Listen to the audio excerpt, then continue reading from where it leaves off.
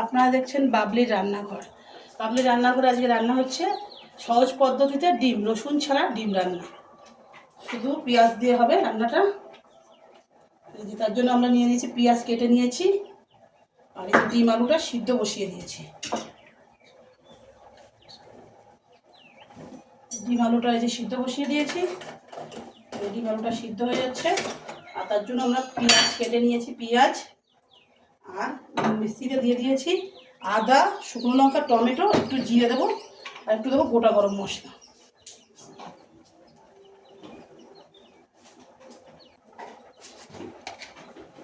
একটু জিরে দিয়ে দিচ্ছি, জিরে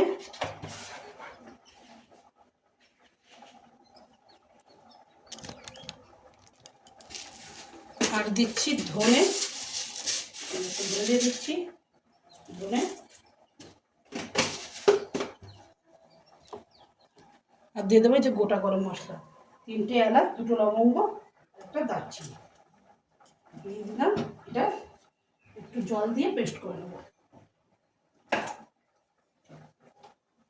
মশলাটা পেস্ট করে নিই, যে মশলাটা পেস্ট করে নেব। ডিম আলুটা সিদ্ধ হয়েছে, এখন ডিমটা ছুলে নেব।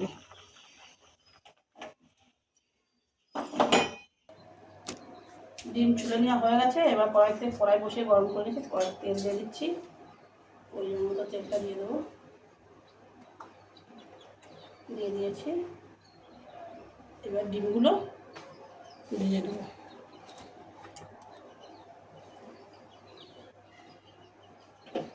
এদিকে গ্যাসে ভাত হচ্ছে,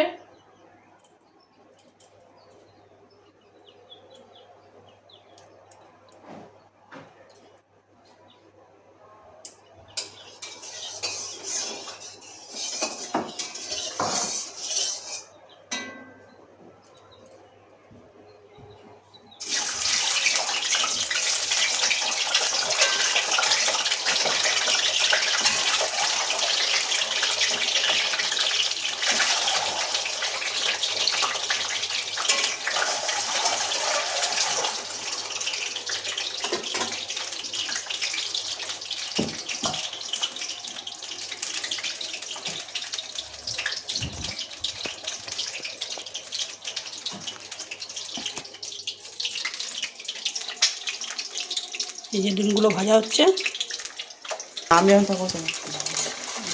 ডিমগুলো ভাজা হয়ে যাচ্ছে।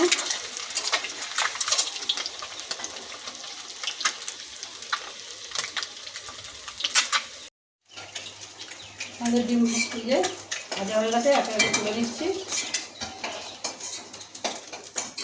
এবার কড়াইতে দিয়ে দেবো তেজপাতা আর জিরে, গোটা জিরে দিলাম। একটু নেড়ে নিয়ে দিয়ে দেবো সিদ্ধ করে রাখা আলুগুলো, আলুগুলো দিয়ে দেবো একসাথে।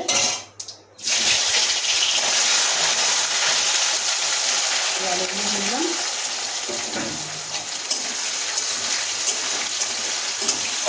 একটু ভাজা হলো।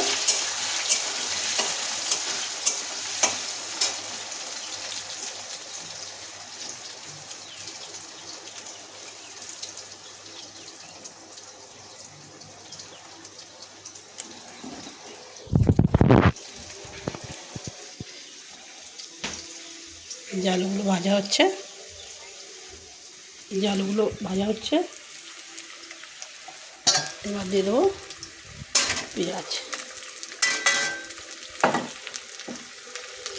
পেঁয়াজগুলো দিয়ে দিলাম। পেঁয়াজগুলো হালকা ভাজা হয়ে গেলে,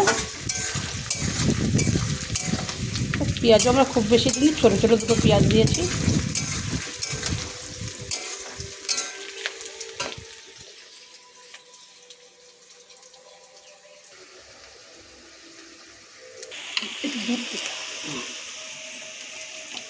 এবার দিয়ে দেবো নুন, পরিমাণ মতন দেবো নুন,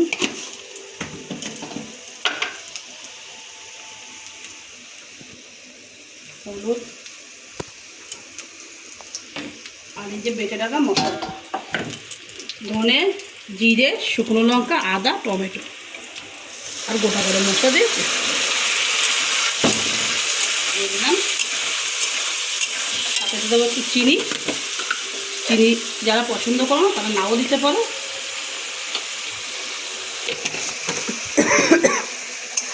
এবার একসাথে ডিমটাও দিয়ে দেবো, দিয়ে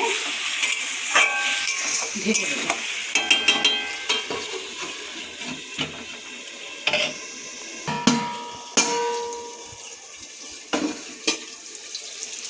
যে কষানো রেডি হয়ে গেছে, এবার আমরা জল দিয়ে দেবো, পরিমাণ মতো জল দিয়ে দেবো।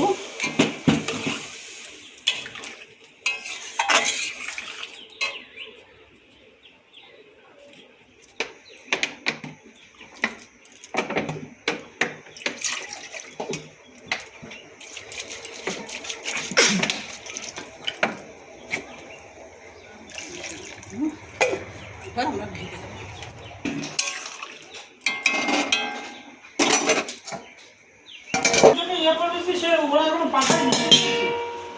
এই যে আমাদের ডিমের ঝোল রেডি। এই যে আমাদের ডিমের ঝোল পুরো রেডি, পুরো রেডি। এই যে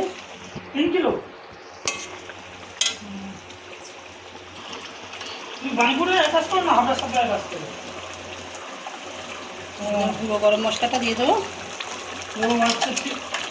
এবার ready, gas off. Gas off.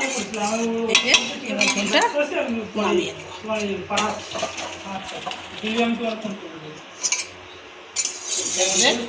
ডিমের ঝোল রেডি।